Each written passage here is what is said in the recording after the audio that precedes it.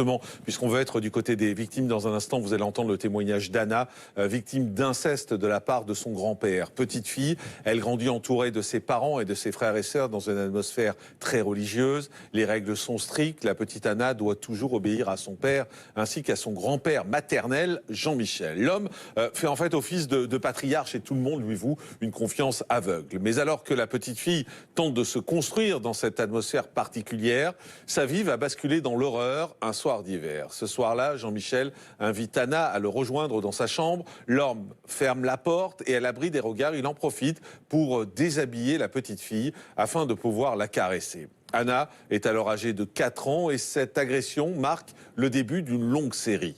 À 7 ans, la petite fille comprend enfin que les assauts de son grand-père ne sont pas normaux et elle parvient à dire stop. L'homme entre alors dans une colère noire et fait chanter la petite fille pour qu'elle continue à lui obéir. Il affirme que si Anna résiste, eh bien, il s'en prendra à sa cousine. Face aux menaces, la fillette continue de répondre aux exigences de son grand-père. Mais au fil des années, l'homme devient de plus en plus violent. Jean-Michel violerait désormais la fillette dès qu'il en a l'occasion. Nous sommes à Metz, en Lorraine. C'est ici que grandit Anna. Cadette d'une fratrie de 3 frères et sœurs, la petite fille tente de se construire, malgré une éducation très stricte, centrée sur la religion. Sa mère est très proche de sa famille, et notamment de son père, Jean-Michel. L'homme est omniprésent et autoritaire. Il effraie la petite Anna, dont il s'occupe régulièrement. Et un soir d'hiver, alors qu'elle est âgée de 4 ans, Jean-Michel fait basculer son enfance dans l'horreur. Ce soir-là, le grand-père parvient à isoler sa petite fille dans sa chambre. À l'abri des regards, il en profite pour lui enlever son collant en laine et pour la caresser. Une première agression qui marque le début d'une longue série. Désormais, toutes les occasions sont bonnes pour abuser de la petite Anna. Bien que mal à l'aise, la petite fille ne comprend pas ce qui se passe et ne parvient pas à dire non. Ce n'est qu'à l'âge de 7 ans qu'elle trouve enfin le courage de dire stop. Mais son grand-père ne l'entend pas de cette oreille. Très en colère, il fait comprendre à Anna que si elle ne veut plus répondre à ses attentes, c'est à sa cousine qu'il s'en prendra. Sous la menace, Anna est contrainte de continuer à obéir à son grand-père. Et l'homme devient de plus en plus violent. Il n'hésiterait pas à violer la petite fille. Un jour, alors qu'elle est âgée de 13 ans, Anna n'en peut plus. Rongée par la peur et les idées noires, elle appelle sa cousine pour lui confier son lourd secret. Et sur les conseils de la jeune fille, Anna décide d'avouer toute la vérité à ses parents. Mais leur réaction est loin d'être celle qu'elle attendait.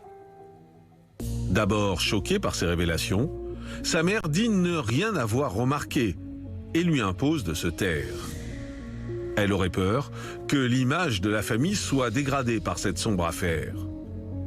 Elle affirme à sa fille qu'elle veillera désormais sur elle lorsque son grand-père sera là, afin que les agressions ne se reproduisent plus. Pourtant, Jean-Michel aurait très vite continué les abus en présence de la mère de famille. Lors d'un réveillon de Noël, il en aurait même profité pour pincer les fesses d'Anna et la défier du regard toute la soirée. Anna est à bout. Et lorsqu'elle atteint enfin sa majorité, elle décide de couper les ponts avec son grand-père. Elle refuse alors toutes les invitations au repas de famille, afin d'éviter de croiser son agresseur. Mais si la jeune femme est libérée de cette emprise, elle souffre désormais de ne pas avoir le soutien de sa famille. Et elle se sent terriblement incomprise. Retour en direct sur le plateau de la quotidienne de Crimes et Faits divers. Bonjour Anna. Bonjour. Merci beaucoup d'être en direct avec nous sur ce plateau. Bonjour maître Thomas Eidam-Brandt. Bonjour. Merci d'être avec nous. Vous êtes l'avocat d'Anna et on va parler de l'aspect judiciaire tout à l'heure avec vous. Anna, vous avez l'air très émue en replongeant dans... Ouais. Surtout en voyant la photo de mon mari, parce que c'est ce qui m'évoque vraiment la libération. C'est à ce moment-là que j'ai commencé une nouvelle vie, quand je l'ai rencontré. J'ai compris que c'était pas de ma faute. Parce qu'il a, on la voit cette photo-là, Ouais. parce qu'il a permis de débloquer quelque chose en vous. Il m'a fait comprendre que c'était pas de ma faute et que c'était très grave. Et c'était la première fois que quelqu'un m'écoutait et me disait, tu sais ce que tu racontes, c'est très grave. Et la première fois qu'on m'a écouté. C'est la première fois que j'ai pu parler à quelqu'un qui m'a écouté et qui a écouté tout ce qui m'est arrivé. Et qui vous a cru. Ouais. Parce que ça, c'était important de vous croire aussi. C'est ça. Puis c'est le début de moments de bonheur aussi, donc ouais. C'est-à-dire, vous avez le sentiment qu'avant de le rencontrer lui, vous n'aviez pas connu le bonheur? Non. Et je sais que si je ne l'avais pas rencontré ou pas un homme comme lui, j'en serais pas là aujourd'hui. Clairement pas. C'est une perle. Voilà, on ne rencontre pas beaucoup des comme ça et c'est une perle. Et il a été très courageux aussi, quoi. Parce que je sais qu'il a pris position par rapport à ma famille. Ça a été un peu le soutien dont j'avais besoin à ce moment-là. Il allait au front pour moi. Quand moi, j'en avais pas la force, il allait au front pour moi. Et puis, la première phrase qu'il m'a dite quand il a appris ce qui m'est arrivé, ce fardeau, tu le porteras plus toute seule, on sera à deux. Et c'est super courageux de dire ça à quelqu'un qui a vécu ce que j'ai vécu, quoi. Parce qu'il aurait pu fuir aussi. Il aurait pu oui. avoir peur de ce poids que vous portiez. Ah bah oui. Et au oui, contraire, oui. il vous en a déchargé en tout cas une partie. C'est ça. En vous disant, on va le porter à deux. Et puis bah, c'est à ce moment-là qu'on a commencé les démarches, etc. On va revenir sur votre enfance, parce que vous avez vécu dans une famille très religieuse. Ouais. La religion était très importante dans cette famille. Et vos grands-parents étaient très présents. Oui, les parents de ma mère, oui. Pourquoi ils étaient présents comme ça, en fait? Alors simplement parce que la maison mère donc, de l'église était là-bas et on s'y rendait donc, très très souvent. Tous les jours fériés, pendant toutes les vacances scolaires quasiment, etc. Et comme ils étaient dans le coin, bah, on les voyait souvent. Et ses grands-parents étaient très religieux aussi? Pas du tout. Eux, non. Ils venaient simplement dans les événements religieux qu'on vivait ou autres, ou quand on était à proximité, ils nous rejoignaient toujours. Et tous les Noëls étaient chez eux. Comme ils habitaient Besançon, ils étaient beaucoup plus proches que mes autres grands-parents qui habitent Nice, enfin qui habitaient. Dans vos souvenirs, les premières attaques que vous avez subies, vous aviez quoi, 4 ans à peu près? J'ai 4 ans, ouais. C'est la première fois où voilà, il me demande de venir dans sa chambre, où il me déshabille, il commence à me toucher. Et, en tant qu'enfant de 4 ans, ben, malheureusement, on ne comprend pas forcément. Et ça s'est réitéré, ça a recommencé, et puis c'était toujours un secret, il fallait pas en parler. C'était entre nous. Et puis dans la famille, on rigolait toujours en disant que j'étais sa petite fille préférée, qu'on était un duo inséparable. Sauf que moi, j'étais séparable de lui, mais lui ne me lâchait jamais, quoi. C'était plutôt ça. Ça a duré pendant 3 ans, c'est dans un premier temps, Ouais. ce qui est des attouchements. C'est ça. Il vous a malgré tout, pendant ces 3 années, imposé des pénétrations digitales? Oui. Donc c'est-à-dire des viols? C'est ça. Et Vous puis le viviez- après... Vous vous rendiez compte, parce que vous êtes toute jeune, hein, alors vous avez entre 4 et 7 ans, est-ce qu'à 4 et 7 ans, on se rend compte qu'on vit quelque chose qui n'est pas normal? Oui. Vous vous en rendez compte parce que votre corps a mal. Puis vous n'êtes pas fait psychologiquement pour vivre des choses comme ça. Vous êtes censé être une enfant. Et quand vous en parlez, parce que quand vous évoquez un tout petit peu à l'école avec vos copines, ne serait-ce qu'un mot, vous vous rendez compte que un grand-père, ça fait pas ça. Et surtout pour moi, mon vrai grand-père, celui que j'appelle mon papy, qui malheureusement est décédé maintenant, ne m'a jamais fait ça. C'était l'autre Ah oui. l'autre grand-père, hein, c'est ça? Et enfin, il n'avait pas du tout les mêmes comportements, il n'était jamais agressif. On faisait des bêtises ensemble, mais pas ce genre de bêtises. L'autre grand-père, donc celui qui commet ces gestes contre vous, en fait, il se débrouillait pour être toujours là, Oui, pour c'est être ça. toujours présent Il était omniprésent. et pour vous isoler. Oui. Et personne ne se rendait compte de rien? Non, c'est ce que je dis, c'est fou parce que personne ne s'en est jamais rendu compte. Mais il y avait toujours ce moment où on arrivait à être isolés tous les deux sans que je sache parfois même comment ça arrivait. Parce que vous êtes enfant, vous jouez, vous pensez pas forcément à tout ça et vous vous retournez, il est là. Ça commence à 4 ans, il vous viole jusqu'à 7 ans à peu près. Et vous, à 7 ans, vous commencez à Je commence à comprendre. comprendre. Vous commencez à comprendre que ce qui se passe n'est pas normal. Ouais, Et vous lui dites stop. c'est ça. Qu'est-ce qu'il vous répond? Ah, il rentre dans une colère noire. Il rentre dans une colère noire, il me fait très très peur parce que bah, il est quand même censé avoir figure d'autorité. Et puis, je l'ai mis en colère, quoi. Et il m'explique que je suis pas une gentille petite fille. Et puis que, voilà, je suis méchante, qu'il faut que je fasse ce qu'il me dit. Et puis que de toute façon, si je me laisse plus faire, il y a ma cousine qui a 1 an de moins que moi, ce sera sur elle qui ira faire ça. Sauf que moi, à 7 ans, je sais que c'est pas normal. Et vu comment je souffre déjà, je ne veux pas qu'elle souffre comme ça. Vous avez envie de la protéger. Oui. Et donc, en fait, vous vous sacrifiez. En quelque sorte, oui.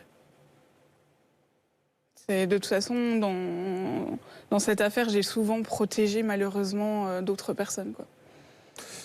Et en fait, son comportement va changer. En fait, à partir du moment où vous commencez à vous rebeller, vous commencez à comprendre que c'est pas bien, vous commencez à comprendre à dire non, son comportement change et lui va devenir violent. C'est ça. Ça va devenir de plus en plus violent. Ça va être des pénétrations alors que j'ai encore mon collant, ce genre de choses, quoi. Il vous mord, par exemple. Ouais. Il me mord énormément. Voilà, j'ai des bleus. Et puis, quand il me viole, j'ai des douleurs pendant plus d'1 semaine. Tellement c'est violent. Et il n'y a personne à qui vous avez assez confiance pour en parler? J'ose pas en parler. J'ose pas en parler parce que, déjà, avec mon éducation très religieuse, j'ai l'impression que c'est de ma faute. Parce que, faut quand même le dire. Peut-être. Ah, complètement. Ah oui. La femme est quand même le fruit de tentation. Donc, c'est de ma faute. Voilà, en tant que femme, j'aurais peut-être dû comprendre, sauf que ce que je n'avais pas compris à ce moment-là, c'était que je n'étais pas du tout une femme. J'étais une petite fille. Oui, puis de toute façon, même si vous étiez une femme, même si vous étiez plus âgée et que vous étiez une femme, ça pas un viol, c'est un viol. Mais ça, je l'ai compris des années plus tard, parce que c'est pas comme ça qu'on l'expliquait. C'était, voilà, si un garçon était un petit peu attiré par vous ou autre, mais qu'est-ce que t'as encore fait, quoi? Et cette phrase, mais combien de fois je l'ai entendue quand des garçons avaient des comportements totalement inappropriés, même ne serait-ce qu'à l'église, où c'était, mais qu'est-ce que t'as encore fait, toi? Et moi, je suis née malheureusement dans un environnement comme ça. À l'âge de 13 ans, vous n'en pouvez plus. Vous avez envie que ça explose, que ça sorte, et vous allez en parler à votre maman. Votre maman, vous lui dites quoi déjà à votre maman? Alors je lui explique que à l'époque je lui dis comme ça, papy me fait des choses qu'il ne devrait pas me faire et il me touche à des endroits où il ne devrait pas me toucher. C'est très clair. Ouais, mais la conversation s'arrête net. Surtout t'en parles pas, tu dis rien. C'est la phrase, c'est surtout tu n'en parles pas, tu dis rien. Là je me suis dit bon d'accord. Elle me dit t'imagines pas la réputation que ça va nous faire, comment les gens ils vont nous voir. En fait, elle se protégeait elle-même. Elle a peur de l'image que ça peut envoyer. Elle a peur de l'image que les gens peuvent avoir de la famille, peuvent avoir de nous. D'un seul coup, je deviens un peu le canard noir, quoi. Mais vous avez 13 ans, donc vous êtes toute jeune. Vous prenez ça comment? En fait, moi, je viens lui en parler parce que ce jour-là, je vois la fenêtre. Enfin, ce soir-là, je vois la fenêtre. Et dans ma tête, en une fraction de seconde, ça se passe. Je me vois me jeter par la fenêtre. Et en fait, ça me procure de la joie. C'est un soulagement, c'est voilà ma solution. Je vais me défenestrer, je serai morte, ce sera fini. Et donc j'appelle ma cousine, je lui explique. Et c'est là où elle me dit, écoute, va en parler aux adultes, ils vont t'aider. Et en fait, les adultes, pour moi, c'était un peu le Saint Graal. C'était comme on peut penser la police ou autre quand on est petit. Ils viennent, surtout ils vous aident, et puis c'est ça. Excusez-moi, voilà. Surtout la maman, on se dit, c'est la maman et le papa qui vous protègent. C'est ça, en fait.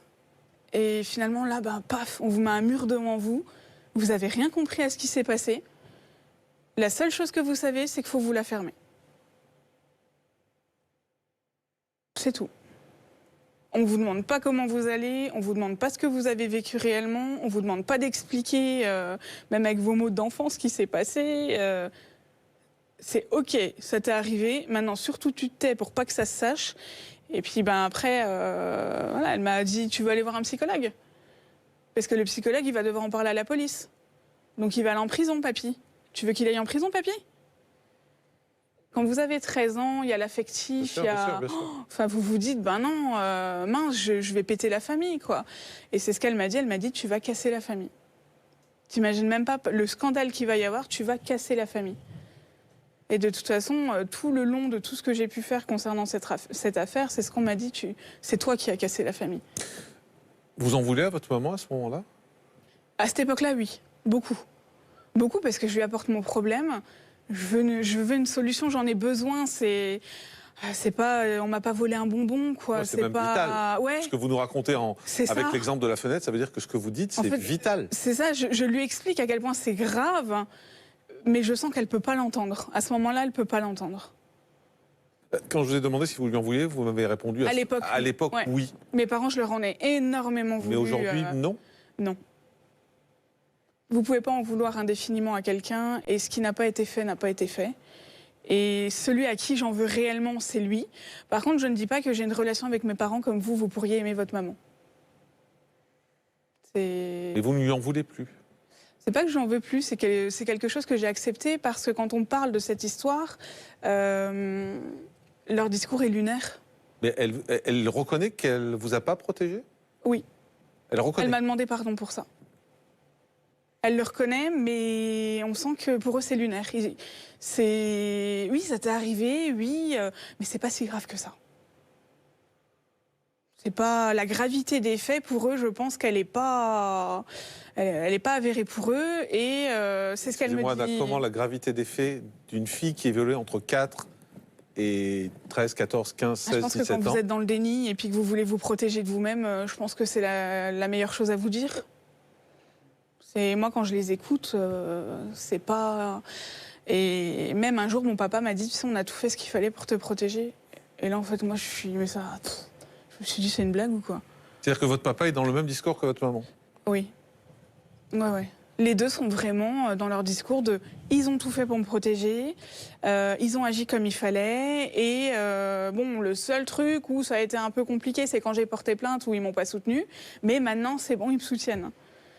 Mais quand vous parlez avec vos parents, vous les aimez, ces parents? Alors ça va leur faire beaucoup de mal, hein. Moi, voilà, eux, ils m'aiment. Mais moi, pour moi, et pendant très longtemps, je les ai vus comme des géniteurs. Malheureusement, c'est plus cette relation-là que j'ai avec eux. Et je les apprécie, mais pas comme vous pourriez aimer votre maman. On a un lien avec les mamans, on a un lien avec les parents. Vous les appréciez, mais il n'y a pas d'amour? C'est pas un amour. Non. Mais juste, vous dites, eux, ils m'aiment. Eux, ils pensent m'aimer. Bah oui, mais on n'agit pas comme ça quand on aime son enfant. On est d'accord, c'est pour ça que je dis, ils pensent m'aimer. Parce que même maintenant, quand on parle de mon affaire haute, elle me dit, oui, mais c'est un autre temps, c'est révolu. En fait, elle m'explique qu'à leur époque, quand il se passait quelque chose comme ça, on n'en parlait pas. Et en fait, elle est restée bloquée là-dedans. Quand elle en a même parlé aux enquêteurs ou autres, c'est... Ah ben... Oui, surtout quand moi je sais ce que j'ai dû affronter derrière, oui, c'est facile. Quand vous en parlez à vos parents, derrière vous allez continuer à voir ce grand-père jusqu'à 16 ans à peu près, c'est ça? Ouais, c'est ça. Et à 16 ans, vous décidez de plus y aller? Je décide de plus y aller. Alors, je suis un peu la chieuse de la famille, parce que dès qu'il y a des événements familiaux ou autres, je veux pas trop venir. Et puis, c'est toujours, on essaye quand même toujours de me dire, allez, viens, t'inquiète pas, il va pas te toucher, il t'arrivera rien, viens, on sera là, on te protégera. Qui vous dit ça, il va pas te toucher? Mes parents. Mais le problème, c'est donc ça veut dire quand même ils ont bien intégré ce qui s'est passé. Excusez-moi, oui, quand on dit à son enfant, viens voir grand-père, il va pas te toucher, excusez-moi, j'ai jamais entendu ça. C'était l'époque. C'est ironique quand je vous dis ça. Non, bien sûr. C'était l'époque. Vous nous rappelez en quelle année c'était à peu près? 2000. Voilà. Donc on n'est pas dans les années 50. C'est ça. Donc c'était en 2000, c'était il y a moins de 20 ans. Ah là-dessus, je suis totalement d'accord avec vous, hein. Mais c'est pour ça que j'ai arrêté en fait de chercher le pourquoi du comment de leur comportement ou de leur réaction. C'est que je passe à autre chose parce que psychologiquement, ça m'a énormément fait de mal d'essayer de leur trouver des excuses ou autres. Il n'y en a pas d'excuses de toute façon. On parlera justement de l'aspect judiciaire et de la façon dont ils vous ont aidé. En tout cas, Anna, à votre majorité, vous parvenez à fuir votre grand-père. Pour cela, vous évitez tous les rassemblements familiaux, car vos proches soutiennent majoritairement votre agresseur. Pour vous, c'est l'incompréhension, bien sûr, et vous vous sentez abandonné. Mais vous finissez par rencontrer un homme dont vous nous avez parlé dès le début. C'est Simon, votre futur mari, qui vous écoute enfin et vous encourage alors à faire une thérapie pour avancer. C'est alors que des souvenirs encore plus enfouis vont remonter à la surface. Désormais loin de son grand-père, Anna tente de se construire. Mais elle est en proie à de nombreuses idées noires. La jeune femme tente même de se suicider à de nombreuses reprises. Mais après avoir pris des distances avec sa famille, elle rencontre enfin l'amour par le biais de Simon. Et Anna lui confie rapidement son lourd passé. Le jeune homme lui assure qu'il l'aidera à s'en sortir. Sur ses conseils, la jeune femme entame alors une thérapie, durant laquelle elle commence à se souvenir d'événements très lointains. Des flashs particulièrement violents. Et si son souvenir le plus clair remonte à l'âge de 4 ans, elle comprend que son grand-père l'agressait déjà lorsqu'elle n'était qu'un bébé. Après 6 mois de thérapie, Anna décide qu'il est temps de porter plainte. Mais alors qu'elle demande à Jean-Michel de dire la vérité, il la regarde en souriant et ne répond rien. Lors de sa déposition, l'homme aurait même assuré que ses petites filles étaient accros aux films porno.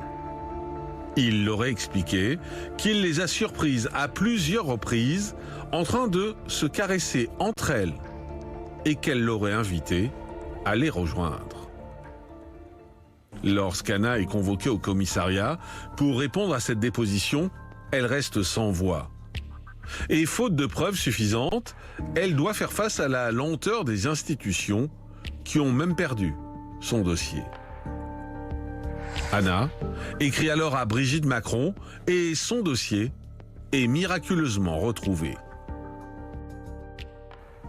Dans l'attente de nouvelles avancées, la jeune femme décide de mener sa propre enquête. Et elle souhaite savoir si son grand-père a fait d'autres victimes qui pourraient à leur tour témoigner. Elle aurait notamment trouvé des voisines qui auraient elles aussi subi les assauts de Jean-Michel. Mais pour l'heure, Anna est la seule à avoir déposé plainte.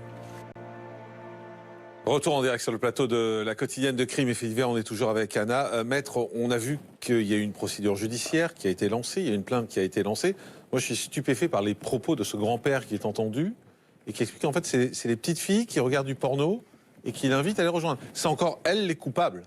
Oui, on le sait malheureusement que parce que Anna a été réentendue, puisque aujourd'hui, alors qu'on a déposé plainte en juin 2016, on n'a toujours pas ouvert une information judiciaire. Depuis 4 ans. 5 ans et demi. Ouais, 5 ans et demi. La plainte a été 2022, déposée il y a 5 ans et demi auprès du procureur de la République à Metz.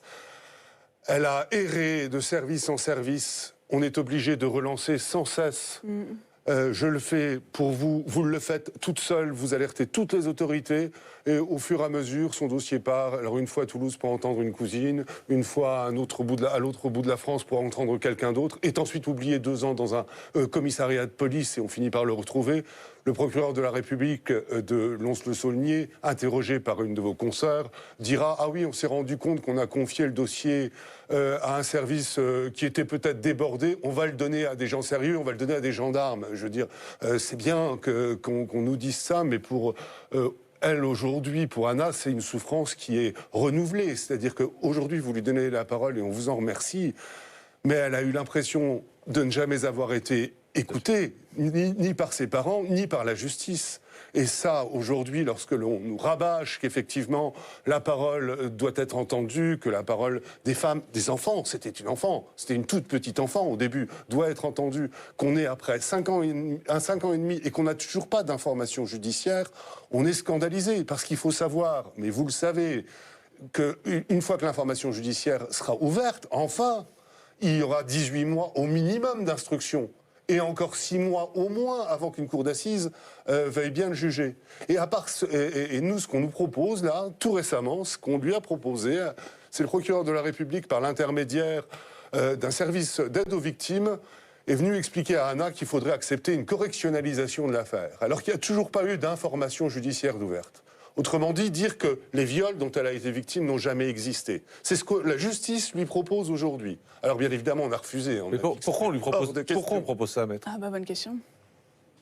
Mon frère, pardonnez-moi, je suis désolée. vous savez aujourd'hui comment ça se passe, que devant une cour d'assises, il y a un jury populaire et il y a un aléa judiciaire qui fait qu'il pourrait être complètement acquitté. Alors qu'avec la correctionnalisation, devant 3 magistrats professionnels... Il va falloir revoir vos classiques. Pour l'instant, on a créé les cours criminelles pour juger et il n'y a plus de... Et on se trouve en dehors de ce cadre de jurés. Par ailleurs, je vous en supplie, ne remettez pas en cause sa parole. Mais c'est exactement ce que vous faites. Je suis juste en train de dire que là, il sera coupable. Il sera reconnu coupable par des magistrats professionnels. C'est ça l'intérêt de la correctionnalisation. Excusez-moi, madame. Ça n'a absolument aucun sens ce que vous dites. Elle est victime de viol. Accepter une correctionnalisation, c'est accepter qu'elle n'a jamais subi d'acte de pénétration sexuelle. C'est ce que vous êtes en train de dire, mais bien sûr que si. On fait le même métier, hein, confrère. On fait le même métier. Et vous allez me dire aujourd'hui que vous n'avez jamais accepté de correctionnalisation dans un dossier d'agression sexuelle ? Jamais. Et vous avez toujours gagné devant les cours d'assises ? Et j'ai toujours gagné devant les cours d'assises, bien évidemment. Là, peut-être que là, si ce dossier aujourd'hui, il est toujours en enquête préliminaire depuis 5 ans et demi, il va peut-être falloir se poser la question. Peut-être alors qu'à un moment donné, réfléchir s'il n'y a pas un intérêt pour la victime et pour que justement le mis en cause et le prévenu soit un combat, excusez-moi. Non, du tout, c'était juste pour dire qu'il y a un intérêt. J'ai 30 ans d'expérience des cours d'assises, donc je sais de quoi je parle. Vous me dites aujourd'hui qu'on devrait craindre les jurys populaires. Je vous rappelle que quand on a créé la cour criminelle, on a notamment dit que cette cour criminelle permettrait d'éviter la correctionnalisation. C'est pour ça qu'on a créé la cour criminelle. Mais maître, je voudrais qu'on revienne à ma question initiale avant cet échange. Ma question initiale, c'était pourquoi on propose ça, en fait ?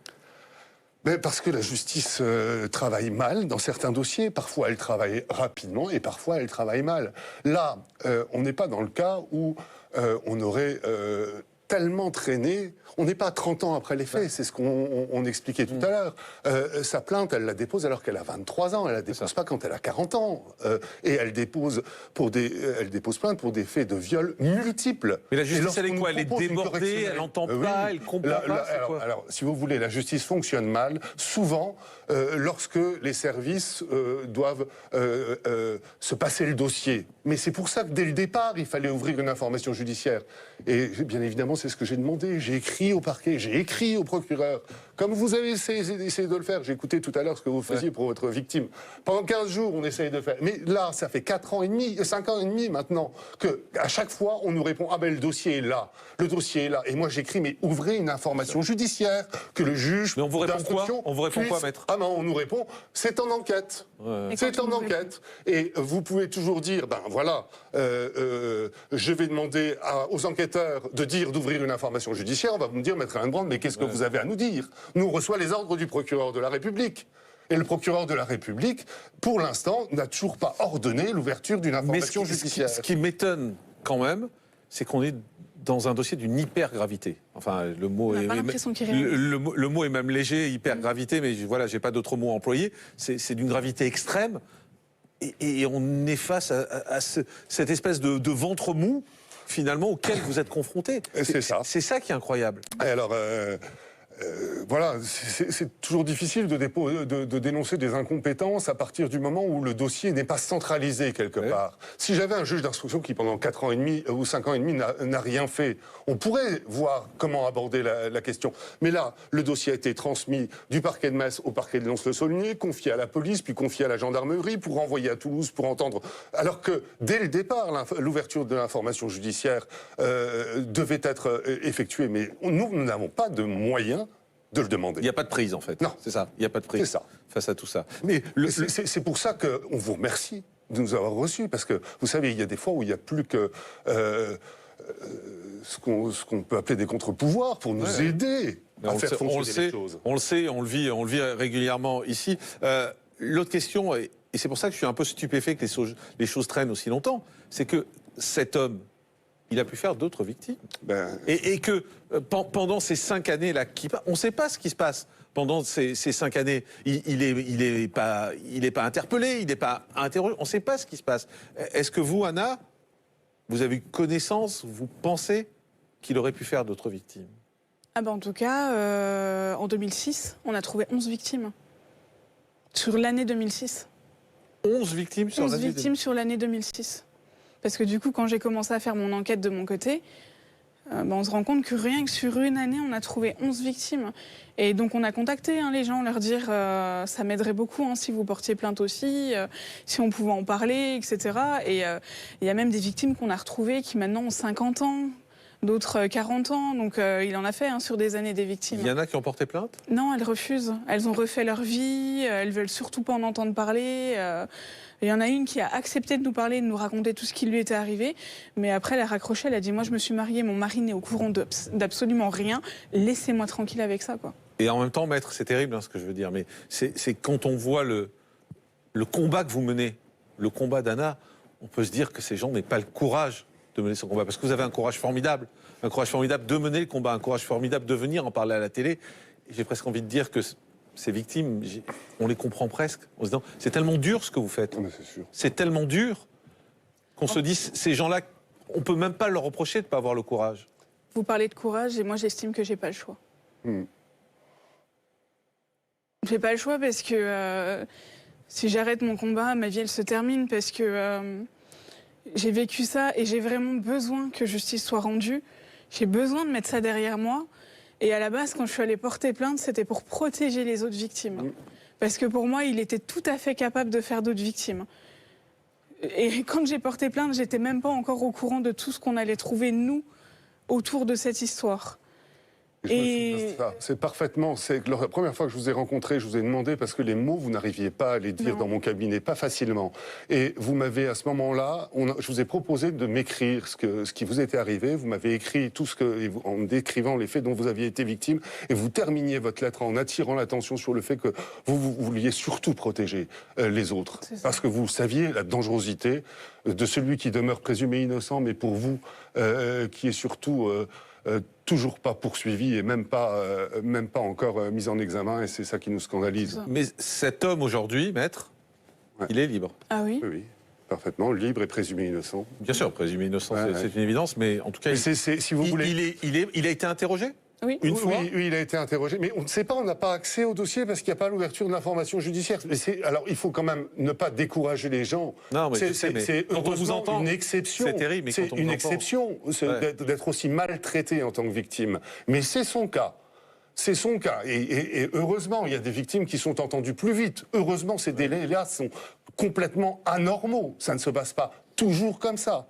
La parole de la victime n'est pas toujours méprisée à ce point-là. Excusez-moi, il y a cet exemple, et vous citiez Maître Sandrine Pégan tout à l'heure, qui en début d'émission nous racontait elle aussi, voilà, sa cliente qui avec 12 jours d'ITT a un nez cassé, au bout de 3 mois il s'est toujours rien passé. Ça fait peur. Vous voulez que je vous dise la vérité? C'est que ça fait peur, en fait. Ça fait peur, mais la justice manque de moyens. La justice manque de moyens, manque de gens compétents à chaque poste pour entendre des personnes, pour entendre des victimes, pour... on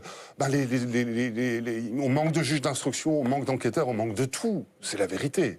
En tout cas, on espère que votre passage ici va permettre de faire bouger les choses, puisqu'on disait dans le reportage que vous avez écrit à Brigitte Macron, et ça a permis... par miracle, de retrouver le dossier. Donc on espère que votre passage ici va permettre de faire bouger les choses. Je vous souhaite quoi, Anna? Pour 2022, que mon affaire soit instruite. C'est mon seul vœu, honnêtement. C'était vraiment mon vœu de Noël en me disant, mais pourvu que l'année prochaine ce soit instruit.